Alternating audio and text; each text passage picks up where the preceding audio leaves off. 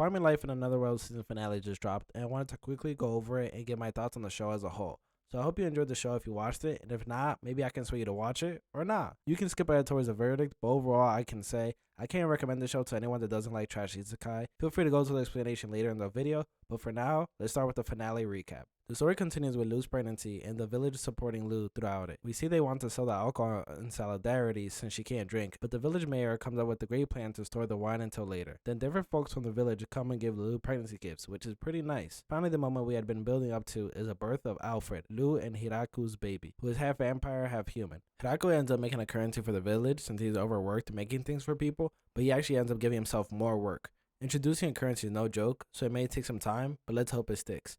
We also see how everybody uses the money Hiraku gives the entire village in the beginning, which is hilarious how some spend it on wine, some spend it on furniture, and other people just save it. After the birth, we see a banquet of them celebrating the new life and having a great time. Then we get news that there are refugees due to a war. They need a place to live. They have been asked to live in the Great Tree Village, but it seems they would have to create a whole new village for so many people to live in. So they decide to do just that. Just as the Great Tree Village saved everyone there, they want to save others, which makes sense and is absolutely the right moral thing to do. So that's the entire episode. Not too much happening, but that can be said for the whole show. The reason I can't recommend this to people is for a plethora of reasons. 1. There really isn't a main story that motivates you to come back. Don't get me wrong, if you want a chill story about the founding of a village, you'll find some enjoyment here, but there is never really a tension or a point where you feel like the goal could be in jeopardy. Like many isekai, the main character is OP, and the entire village becomes super OP, becoming essentially a world power. The characters are just fine. There aren't any that stand out as extremely funny or interesting that you really want to see on screen. They all have a place and aren't bad characters, but there is no pull. Even the main character is just a I'm happy to be here guy, and so a lot of things just happen for him, having things fall into his lap, which is great for him since he got screwed over in his last life he had. 3. The animation is fine. The action scenes aren't that interesting, but they do change the animation style from time to time to keep things fresh. But overall, if someone was watching it, you wouldn't be grabbed and go, oh wow, what's this? The one point in its favor was early on while building the village. It was actually really interesting to see how they get things done